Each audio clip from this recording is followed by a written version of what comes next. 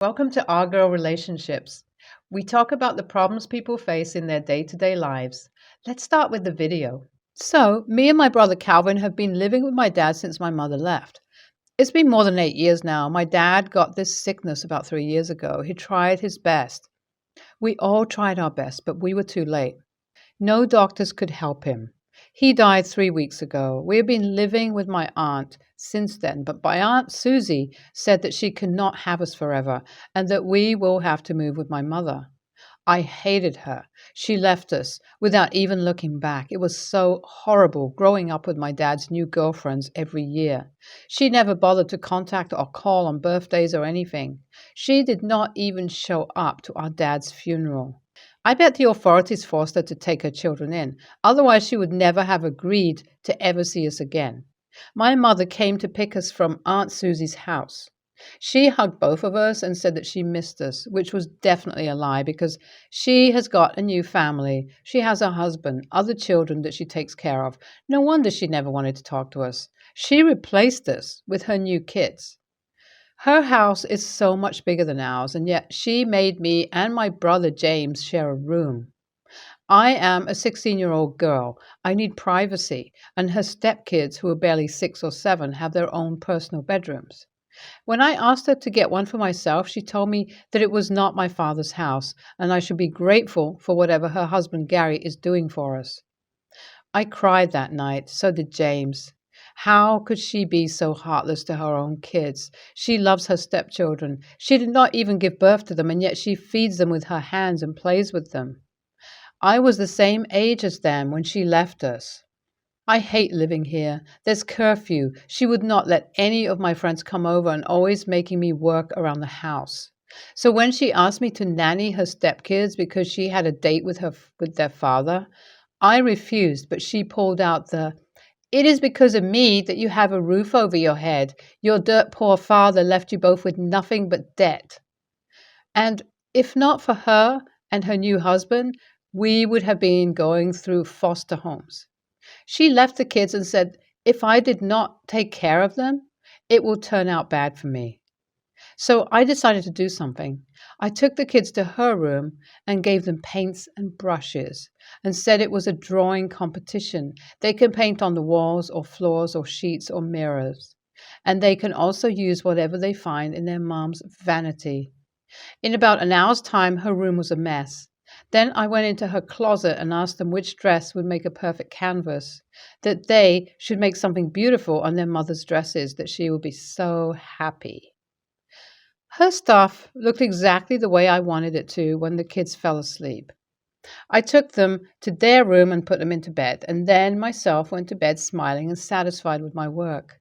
I woke up the next morning with my mother screaming and cursing my name. She was in the room of her stepkids yelling at them for ruining her expensive things when I saw her husband making her shut up and asking how dare she talk to his kids in that voice and that it was her daughter's fault that she could not take care of 2 small kids. I was not mad at all. He yelled at her. They were having a fight. That is what I wanted. When she saw me in the doorway smiling to myself, she lunged towards me, slapping me right across the face. The kids started crying harder, scared of my mother. I held my cheek and then held her gaze. I did not regret it a bit. She called me names and my father's daughter and all the things and then shut up. But I was still not done. The next time she went out, they took the kids with them. So I decided to do it myself. I trashed the house.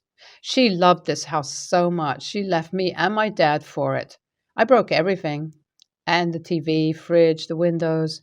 I wanted her to regret treating me the way she had. It was all a mess. I got a million cuts in the process too, but I did not care. I told my brother to hide in the room and not come out. I passed out in the living room in between the mess before they came home. The next thing was me waking up in an ambulance covered in bandages. I wanted to see the look on her face, but they never let me see her. They took me to the police station, kept me in some sort of juvenile jail, and then 3 days later, I saw Aunt Susie coming to pick me up. I'm mad at having to be stuck with me again, but she was my godmother. I asked her when are they sending James back, to which she told me that they are not sending him to her. He will stay with my brother until 18, and that I am not even allowed to see them. She said my mother begged her husband to not press charges because what I committed was a felony and psychotic. Her husband, after a lot of begging, agreed to not press charges, but he said he will not take me in, and thus I was with her. I could not care less about what my mother did or begged or whatever, but they are keeping James. He is a very quiet and scared kid. He will not be able to live there with them without me. I begged Aunt Susie to take him in too, that I will take care of him and that I will take a part-time job, but I cannot let him be alone there. He does not even remember our mother. She left so soon. He has only known me, and we need to get him out of there.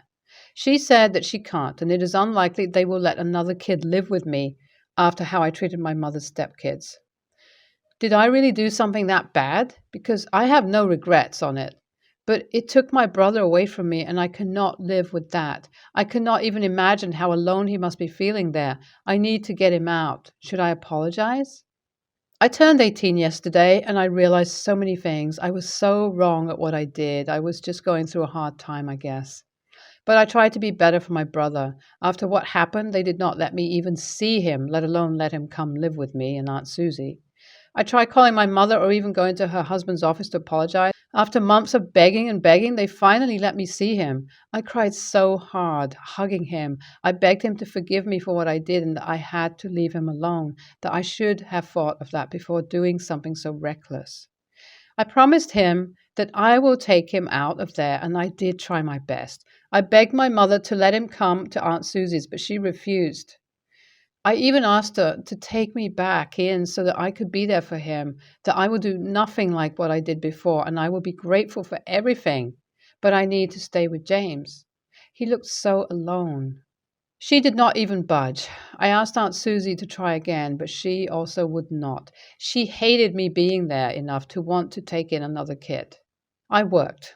I took jobs and studied so hard. My studying thing did not work, but I just stuck to the jobs and making money so that I could get out of Aunt Susie's as soon as I turned 18, and I did. The first thing I did yesterday was to pack my bags and move into a studio apartment I saw a couple of weeks ago. Aunt Susie was so excited to see me go. She did not even get out of her room, just told me to never come back, asking for money. I was never close to her or attached or anything. I was happy I finally get to be on my own. The only thing she provided was a roof anyway. I took care of my own meals, my school, and my other supplies. She never gave me a penny. But I was more excited about becoming an adult for James than I was for moving out. I can finally apply for being James's legal guardian now that I have a place to stay, 2 stable jobs, and a high school degree. I never had plans to go to college, nor can I afford it, so it gives me more money to take care of James. I pointed out all these things, and they said they will let me know if my application gets approved. Then I went to meet James after his school. He is starting his freshman year this year. I told him about the new place and me trying to get him to come live with me. He was so happy and desperately hopes it gets approved. He said it sucks living with mother and her husband. He always picks at him and calls him mute during the dinners, and my mother just lets him. She never talks to him or goes to school meetings. She has been an awful mother, her own kids at least. To her stepkids, whose father pays for her expensive bags and makeup, to those kids, she has been an amazing mother. I told him to endure it a few more days, and then we will be better off without them. So, am I still the a-hole for doing what I did to her when I was 16? Absolutely. That was horrible what you did or made those innocent kids do. You need to get some therapy, girl. Saying all that and sounding proud of that is not how a sane person rolls. You are the a-hole, in my opinion. NTA, but you did kind of sound like you were struggling mentally, and it was not your mother's fault. Certainly not those children's. It is good that you learned and got your life together eventually, but if you were still wondering about being an a-hole for that, you are the a-hole for trashing the house just because you did not get enough attention from your mom. Apart from that, I understand what you went through, and you grew up beautifully. I hope you have a good life, but please join the therapy and make your brother have it too. I'm an 18-year-old male, and my friends are practical jokers. When they come over, they hide things like my batteries for my electronics, or they put my AirPods in 2 different places. Or they replace the silverware in my cabinet with plasticware, which is annoying, but whatever. A couple of times we'll go out to eat and they will say, "Well, I forgot my wallet," after getting stupid expensive food, and I have to pay. A little while ago, I couldn't find my cat, and I was frantically looking around before they were like, "Ah ha ha ha, it's just a prank, bro," and opened my cup cabinet to let him out. I told them one more prank and I'm cutting them out, and they were like, "Relax, it's just a prank, bro." I'm a DC nerd, and I couldn't wait to go see the Batman. One of my friends said they were getting everyone tickets and food, and not to worry because it was covered. I brought my wallet just in case. We got there, and I was the only one who he didn't buy a ticket for. They all started making a loud scene, laughing and stuff, and it was really embarrassing. I went to get a ticket, but they were sold out. I started crying from embarrassment a little, and that set them off even more, pointing at me and calling me a crybaby. I left and went home and just ate ice cream and felt bad for myself. I was going to forgive and forget, but in every group chat that I shared with them, senior group chat, work chat, friend group chat, they had uploaded vids of me crying in the theater with the caption, "Piss baby." So I decided I was done, and I just sent them all a text that said, "I ain't doing it no more," and blocked them on everything. They, of course, started in with, "It's just a prank, dude. Don't be so sensitive." But I was done. One mutual friend who isn't really in our group said it was a bit much to completely cut them out because it was just a dumb prank and that they rely on me sometimes for food and gas money. I said no, they completely embarrass me in front of strangers and our entire graduating class. Some of their pranks even tip to being dangerous. I'm tired of their BS, but this is causing a lot of drama and it was just a dumb prank. Am I the a-hole? NTA, those aren't pranks. They're just being a-holes and trying to pretend it's humor. Ditch them and find a better quality of people to hang out with. NTA, they rely on you for food and gas money, yet treat you like crap. You definitely need a new set of friends. These friends are the AHs. They are singling you out for the pranks. That is disrespect. Do they prank each other this way? It looks like they single you out as the butt of their abuse. Leave them blocked and find new friends. These jerks have never been your friends.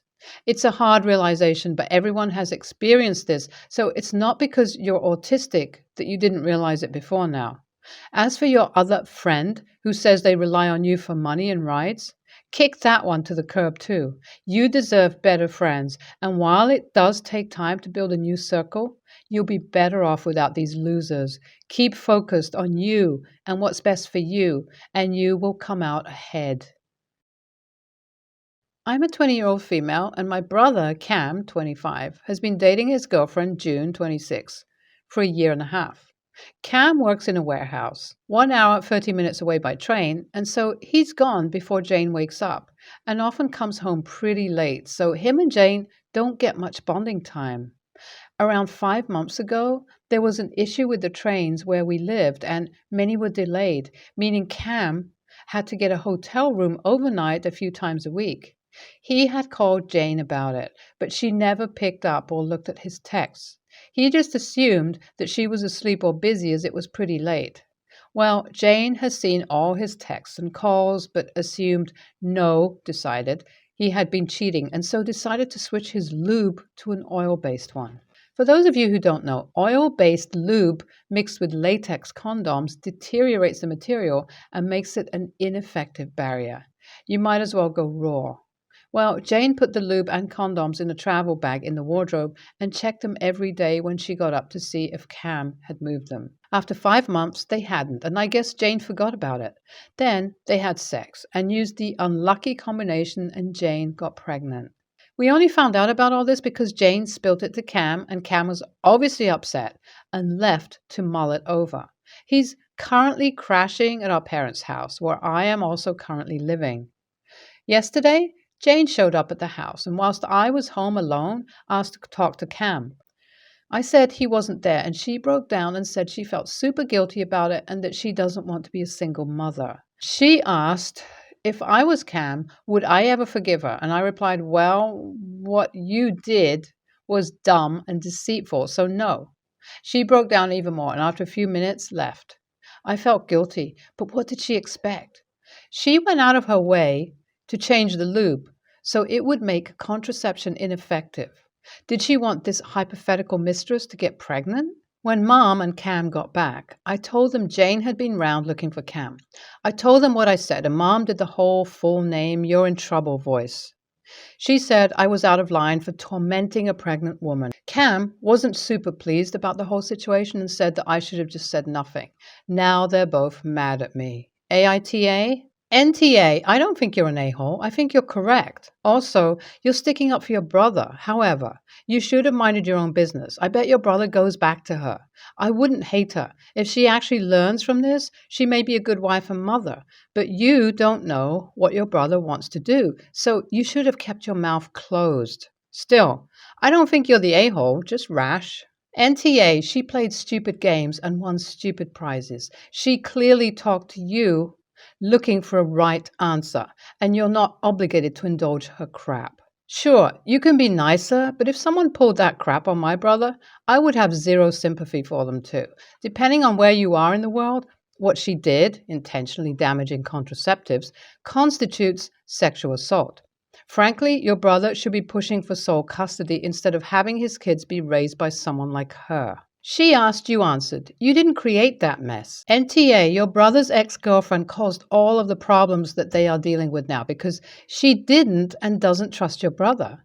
We don't know what else happened between them, so we only have this small piece that sounds like she had no trust in her partner. Your brother might want to consider the fact that guilty people often project their bad behavior onto others. If she accused him of cheating, it could mean that she was cheating or thinking about it. If she decides to have the baby, a DNA test would be a good idea. Tampering with birth control is a crime in some jurisdictions, reproductive coercion. I hope your brother finds a better partner in the future. If he decides to try to salvage this relationship, they really should get couples counseling.